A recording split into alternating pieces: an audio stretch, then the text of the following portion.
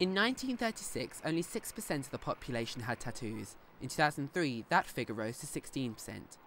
Today, we're here in Shepherd's Bush with tattoo artist extraordinaire Ricky Williams, who is bringing this art form to a new generation. We'll find out how much tattoos really hurt, are they actually that addictive, and what's made him the great artist he is today. Come from? I'm 21, come from South London, like Croydon. I've always lived there. I do have a strong family, strong friends. I see my friends more as family than family. I do. Art's the biggest thing in my life at the moment. I think that always will be. I have a few tattoos. I have one big one on my neck, as you can see, but the rest are all hidden because I don't like to really show people. I don't really have meanings behind them. Because I'm an artist, I like other people's artwork. I just get something because I think they're cool. What got you into tattoos in the first place? Tell us the story of your first tattoo. When I was 14, I used to do a lot of graffiti everywhere, and I nearly went to prison for a little while. So I thought I'll put my art into something I can do forever, rather than doing something bad with it. And my first tattoo I got where I live, which is in South London, but it's gone now. I covered it up because it was so bad, but that was only a year ago, and I don't know how many I have now. First one I only got because my girlfriend had a load of tattoos, so I thought, oh, I'd get one, and then I got one, and then started getting into tattoos, so I got another one, and then another one, and then now I just can't stop. We went to Westfield to ask the public, are tattoos really addictive? For me, it's not the case, no. In a way, yeah. Do you think you're going to get any more? Yeah, 50. I'm booked in for another session. Whilst the public's opinion is divided, Ricky's opinion is not. Tattoos are very addictive. Very, very addictive. I mean, because you're always scared, you think, oh, it's really going to hurt. And then once you feel the pain, you think it doesn't hurt that much.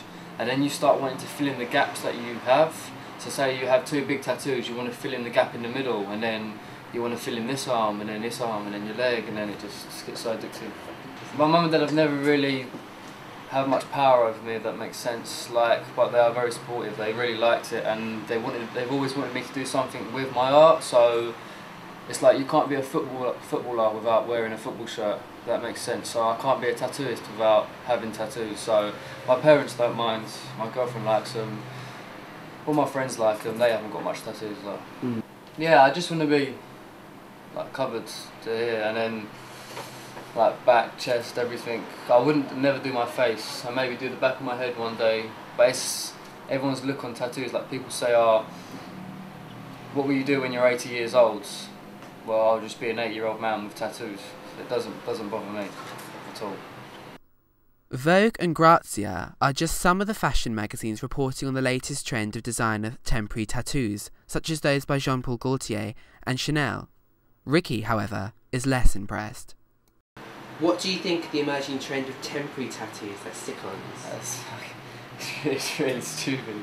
I mean, I get a lot of people come in here and they ask me, do you do temporary tattoos? And I think, why would you want a temporary one? If that makes sense. Like I can't bring my mind around it. I know that might be ignorant or whatever, but I think it's ridiculous. What do you think of London as a place for inspiration for tattoos? London's not the best place for tattoos. Well, for inspiration, you can get inspiration anywhere. I get inspiration from the computer, from my friends, from everywhere. But the best place I'd say is like Sweden at the moment is very good for tattooing, I think. Sweden? Yes, Sweden. What is your advice to someone who wants to get their first tattoo? Make sure you want to keep it, and I wouldn't get stars, because everybody's got stars, and that was like 2009. Everyone, oh, I want a star, and then people could like come in and they just want a few stars in their hand because everyone's got stars, and then 2 weeks later you come back and you say, oh, I actually thought about what I wanted, and I actually want my mother's name or something, and then you regret what you have got. Hi, my name is David. I'm from Eastern Europe. And how do you know Ricky? I met him through tattoos, and he's a really good guy, and he's really good job. And, This weekend, Ricky will travel to the 3rd annual Brighton Tattoo Conference, An event born out of the growing popularity of tattoo culture and serving the large and growing community of enthusiasts, artists, connoisseurs of body art. He told me later he might just treat himself to another tattoo. Likely not to be a star.